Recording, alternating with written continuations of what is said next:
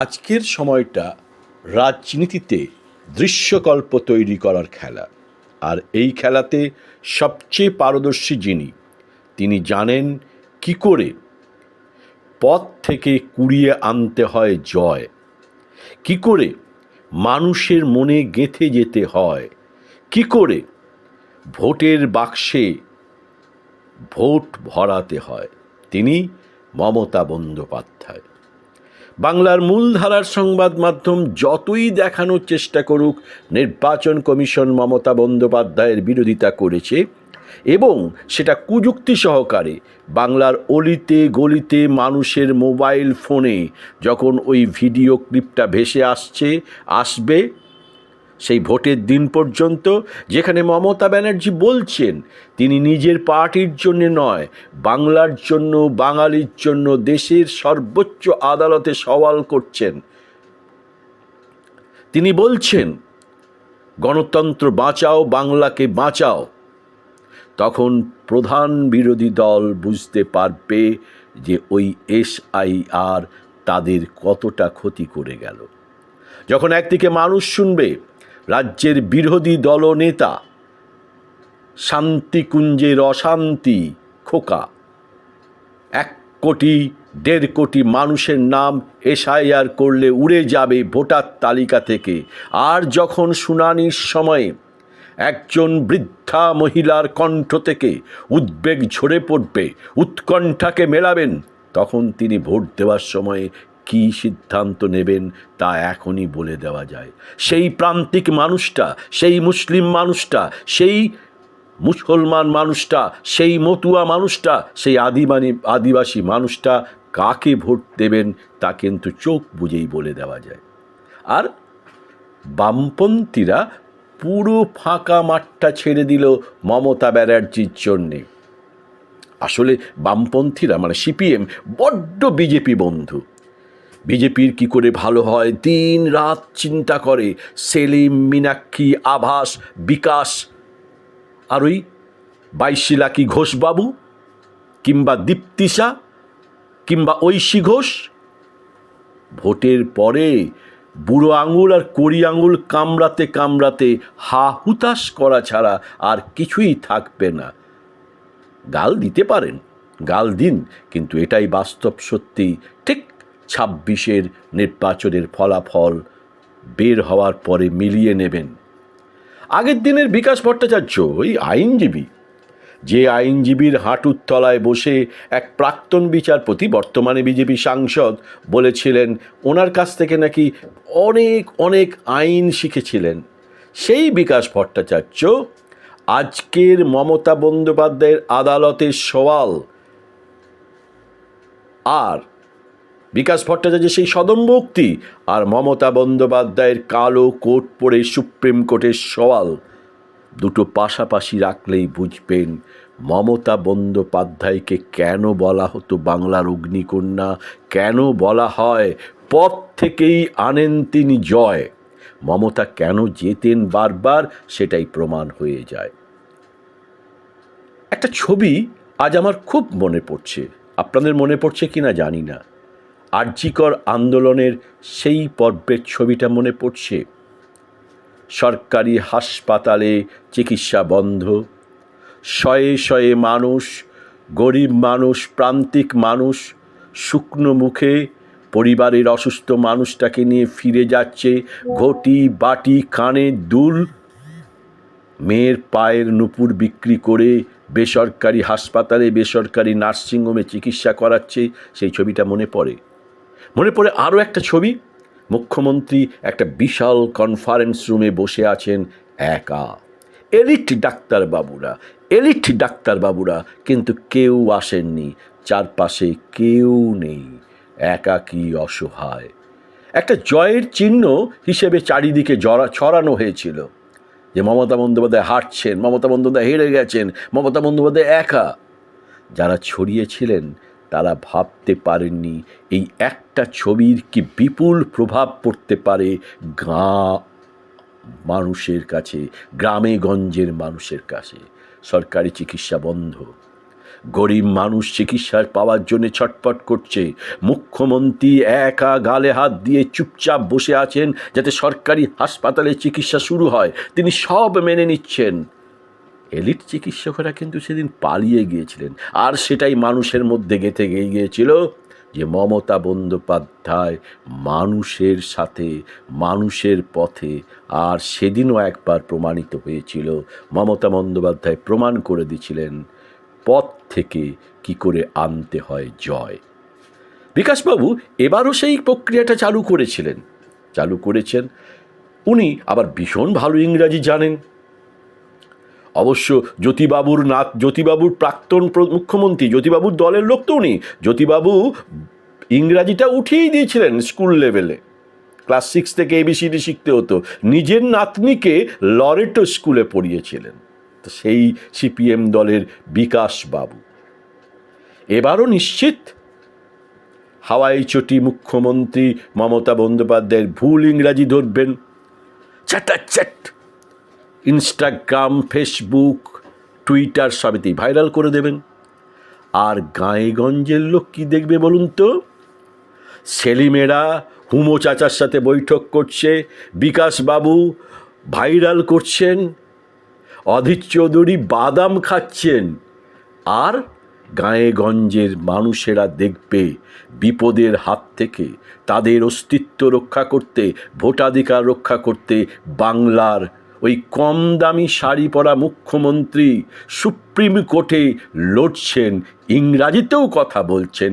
ভুলভাল ইংরাজিতে বললেও তিনি মাননীয় প্রধান বিচারপতির সামনে, মাননীয় সুপ্রিম কোর্টের সামনে, সর্বোচ্চ আদালতে ইংরাজিতে কথা বলছেন গাঁয়েগঞ্জের প্রান্তিক মানুষগুলোর ভোটাধিকার রক্ষার জন্য।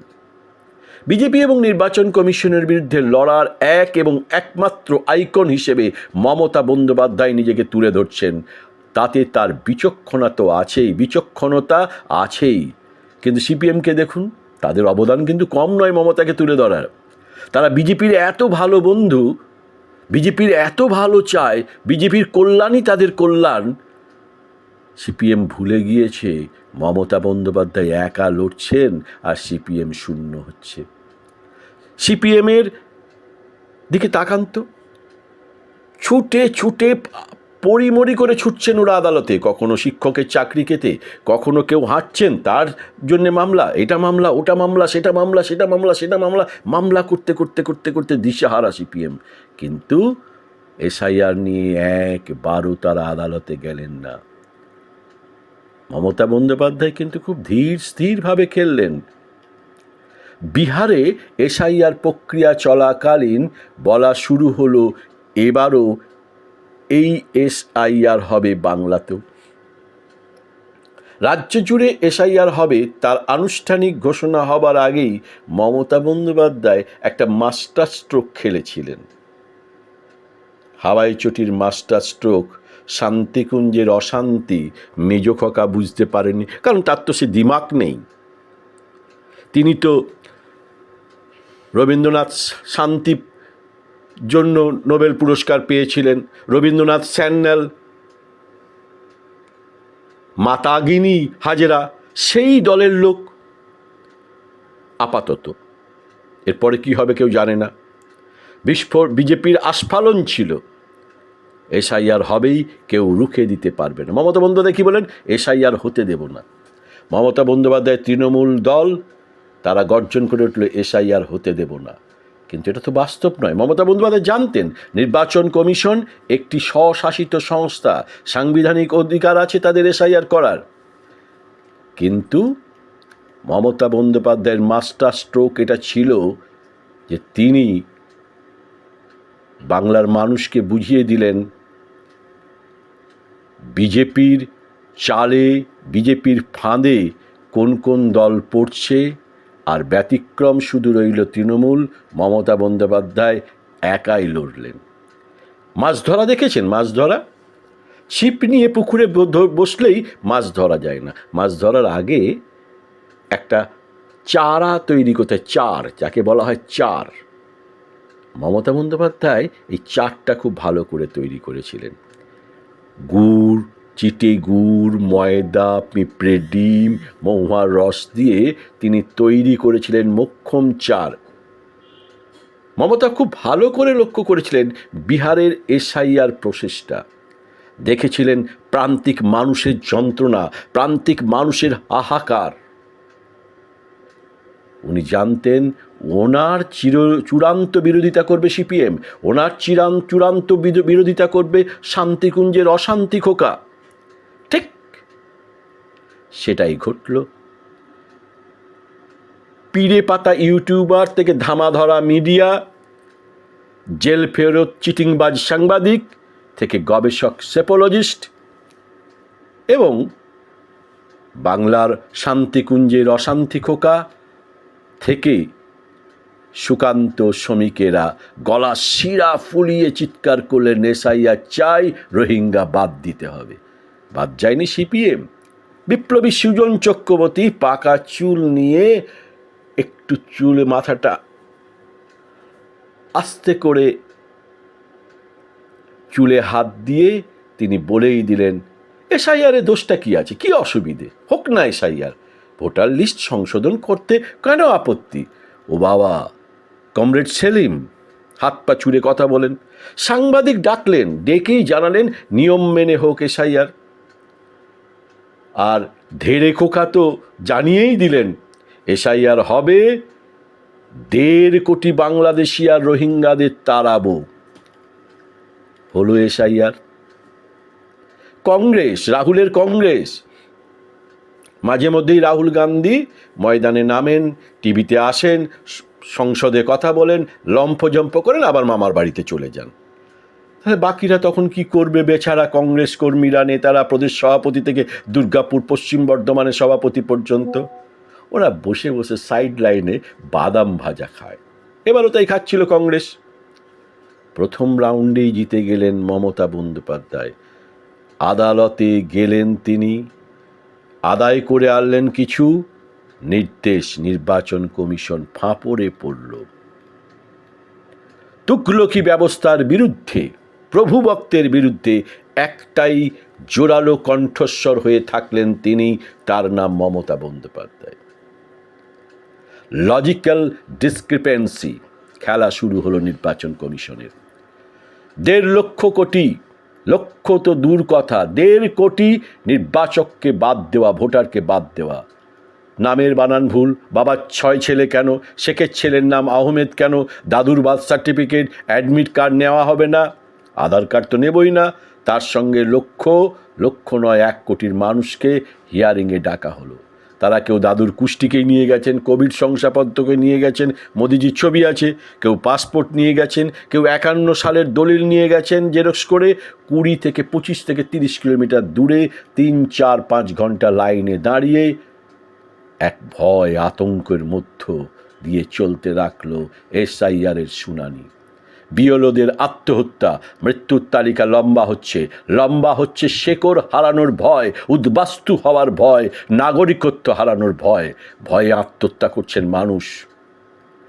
যে টিউবার জানেন, হুগলি জেলার এক ইউটিউবার, ইয়েস হচ্ছে এসআইআর, যেন সৌরভ গাঙ্গুলি লর্ডসে নিজের জামাটা খুলে, জার্সিটা খুলে ওড়াচ্ছে, ঠিক সেই রকম কায়দায় ওই ইউটিউবার বলতে লাগলো এসআইআর হচ্ছে। বেচারার কপালে বড্ড দুঃখ। হঠাৎ তাকে একদিন দেখা গেল যে এই এসআইআরে মুসলমানদের নাকি হয়রানি করা হচ্ছে। কেন না, তার বাড়ি শুদ্ধ লোককে ডেকে আনা হয়েছে শুনানিতে। ব্যাস, তার দিমাগ গেল ঘুরে। কি আর বলবেন, মুখ গম্ভীর। তিনি স্বীকার করলেন, সেই ইউটিউবার কথায় কথায় বিজেপিকে ভগবান বলেন যিনি, সেই মুসলমানদের হ্যারাস করা হচ্ছে বলে কাঁদুনি গাইতে লাগলেন। সিপিএম হঠাৎ বুঝতে পেরেছে এসআইআর কত খারাপ। আসলে কি হবে, বিমান বসু থেকে সেলিম, সুজন, এরা তো সব বুড়ো আর বেতো ঘোড়া। আর লবিবাজির দৌড়তে মীনাক্ষী এখন নেত্রী। আভাস তো হেরে হেরে গোহারা। 22 লাখি ঘোষবাবুও হেরে হারা, দীপ্তিশাও হারা, ঐশীও হারা। হেরেই এনারা আপাতত হারের রাজত্ব শুরু করেছেন। তো তেনারাও বললেন এসআইআর খুব খারাপ। কিন্তু তৃণমূল গেল মোক্ষম সময়ে আদালতে। আর সেই আদালত থেকে নিয়ে এলো একটা জয়। মমতা আবার দেখালেন পথ থেকেই আনতে হয় জয়। মামলা করল তৃণমূল, জিতলেন মমতা বন্দ্যোপাধ্যায়, আর আজ সুপ্রিম কোর্টে লড়লেন নিজেই। দ্বিতীয় পর্যায়ের খেলাতেও 1 ডজন গোল করে এগিয়ে গেলেন মমতা বন্দ্যোপাধ্যায়। আবার প্রমাণ করলেন তিনি সেদিন সিপিএমের আমলে চূড়ান্তভাবে পথে নেমে আন্দোলন করেছেন, আজও দিল্লির বুকে দাঁড়িয়ে তিনি পথে নেমেছেন।